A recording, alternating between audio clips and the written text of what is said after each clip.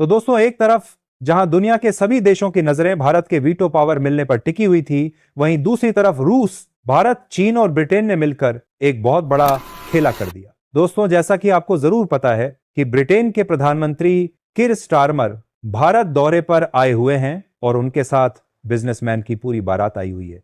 अब दोस्तों, इसी मौके पर ब्रिटेन और भारत में एक बहुत बड़ी डील हुई है। अब दोस्तों, असल में देखें तो अगर रूस और ब्रिटेन को छोड़ दिया जाए तो इटली, जर्मनी और कनाडा जैसे देश भारत को वीटो पावर देने से साफ इनकार कर रहे हैं और उनकी तरफ से यह कोशिश की जा रही है कि भारत को वीटो पावर ना मिल पाए, जबकि उन्हें यह बात मालूम है कि भारत को रोकना उनके बस की बात नहीं है। शुरुआत में तो अमेरिका भी चाह रहा था कि भारत को वीटो पावर ना मिले और उसकी कोशिश भारत को रोकने में ही थी, लेकिन अंत में आते आते अमेरिका ने भी भारत का समर्थन करना शुरू कर दिया। फिलहाल अमेरिका ने वीटो पावर को लेकर भारत का समर्थन करने की शुरुआत की। उसके पहले ही रूस, चीन, भारत और ब्रिटेन ने मिलकर एक बहुत बड़ा खेल कर दिया और भारत के द्वारा उठाया गया यह कदम इतना बड़ा है कि इससे R.I.C एक्टिव हो चुका है, जिससे यूनाइटेड नेशन के पीछे पड़ने वाले देश अब R.I.C के पीछे पड़ने की होड़ में जुट चुके हैं।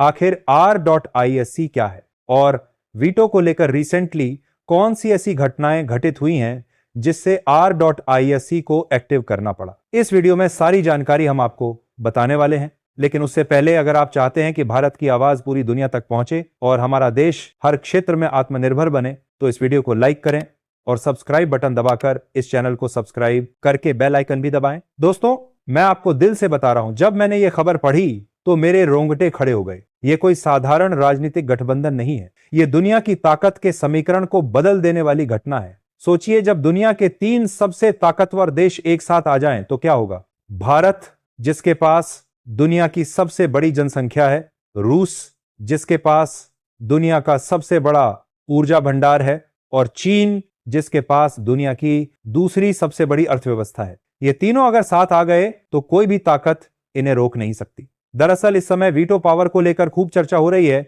और दुनिया भर के कुछ देश कह रहे हैं कि भारत को वीटो पावर मिलनी चाहिए, तो कई देश कह रहे हैं कि भारत को वीटो पावर बिल्कुल भी नहीं मिलनी चाहिए। तो आखिरकार वीटो पावर ऐसी कौन सी चीज है जिसे पाने के लिए भारत पिछले कई साल से कोशिश कर रहा है और अमेरिका जैसे पश्चिमी देश हरगिज नहीं चाहते कि भारत को वीटो पावर मिले। असल में वीटो पावर का मतलब है कि कोई देश किसी प्रस्ताव को रोक सकता है, भले ही बाकी सभी देश उस प्रस्ताव को मानने के लिए तैयार हो। और अभी तक केवल अमेरिका, रूस, चीन, फ्रांस और ब्रिटेन जैसे 5 देशों के पास ही वीटो पावर है। इसी वजह से अमेरिका और ब्रिटेन जैसे देश अपने आप को सबसे ताकतवर समझते हैं। जब कभी किसी भी देश की परिस्थितियों में उथल पुथल मचती है तो यह जिन्हें सपोर्ट करना चाहते हैं उनके खिलाफ दूसरे देश पर पाबंदियां लगा देते हैं। दोस्तों, ये कितना अन्याय है। सोचिए, सिर्फ 5 देश पूरी दुनिया का भाग्य तय करें, बाकी 188 देश सिर्फ देखते रहे। ये कैसा न्याय है, ये कैसी व्यवस्था है जहां सिर्फ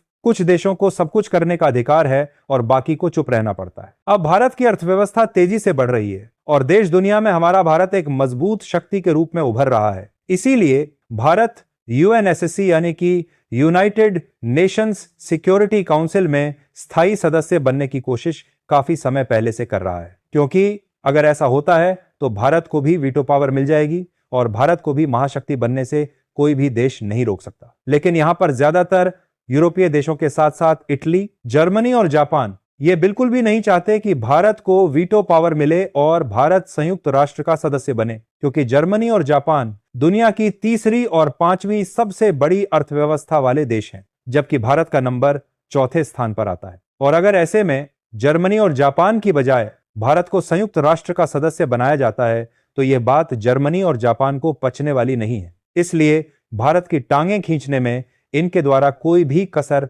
नहीं छोड़ी जा रही है और हम लोगों को यह बात अच्छे तरीके से मालूम चल चुकी है। इसीलिए भारत ने वीटो में शामिल होने के बजाय अब वीटो का ही तोड़ निकाल लिया है। दोस्तों, यह सुनकर मन में कितनी खुशी होती है। जब दुनिया हमारे रास्ते में रोड़े अटका रही थी तो हमने नया रास्ता ही बना लिया। जब वे हमें उनके क्लब में नहीं आने दे रहे थे तो हमने अपना खुद का क्लब बना लिया। यही है भारत की समझदारी, यही है हमारी दूरदर्शिता। जी हां दोस्तों, हम बात कर रहे हैं R.ISC, जिसका पूरा नाम है रूस, इंडिया, चीन। साथियों, एक तरफ जहां सभी की नजरें भारत को संयुक्त राष्ट्र में शामिल होने और वीटो पावर मिलने पर टिकी हुई थी, वहीं दूसरी तरफ रूस, भारत और चीन तीनों देशों ने मिलकर R.I.C को एक्टिव कर दिया है, जिससे अभी तक जो संयुक्त राष्ट्र की बादशाहत थी वह बादशाहत खत्म होने जा रही है और इसमें अब भारत और रूस की बादशाहत आने जा रही है।